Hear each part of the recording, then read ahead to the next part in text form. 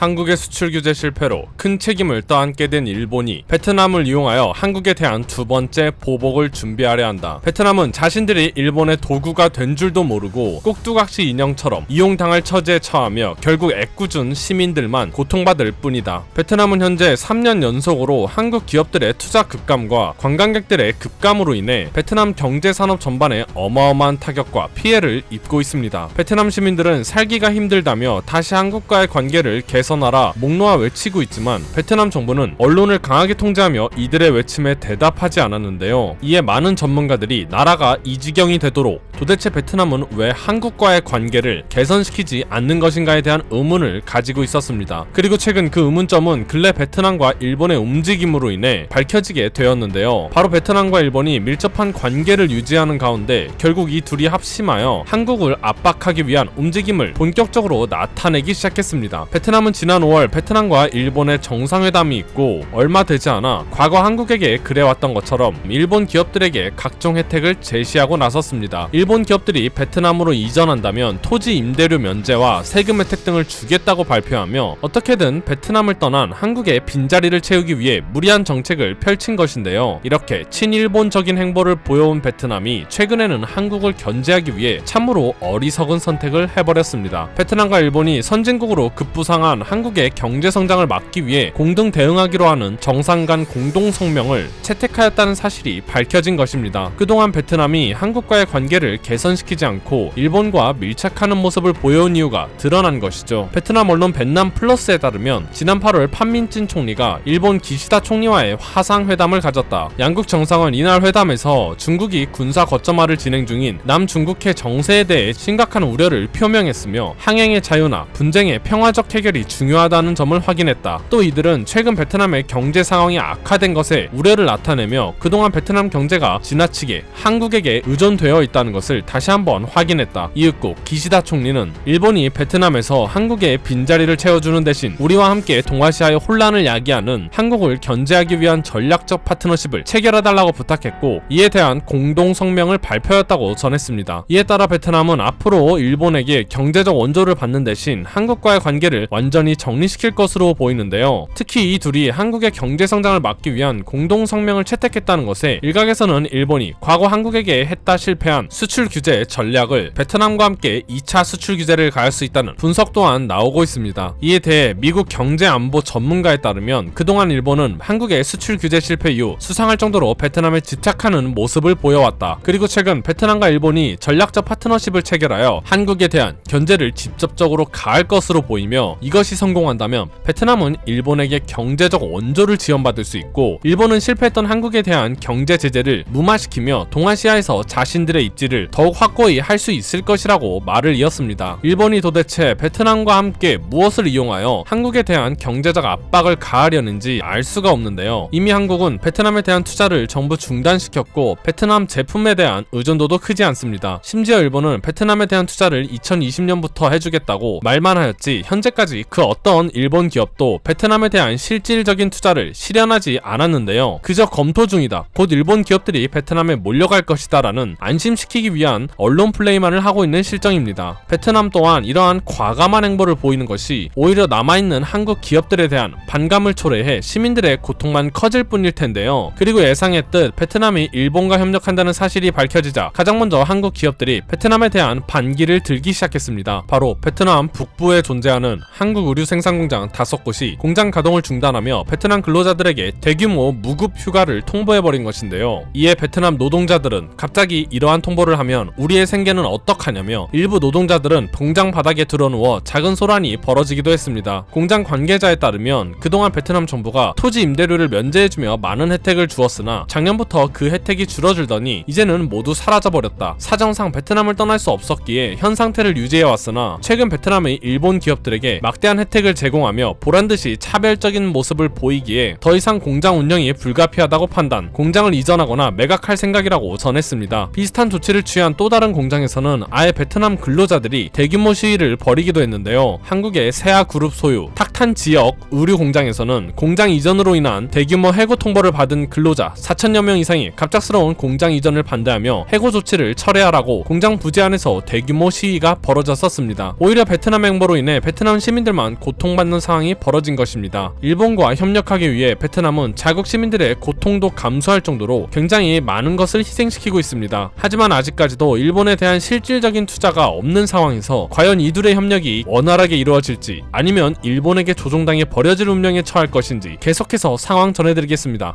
이상 국민투표였습니다. 오늘도 시청해주셔서 정말로 감사드립니다.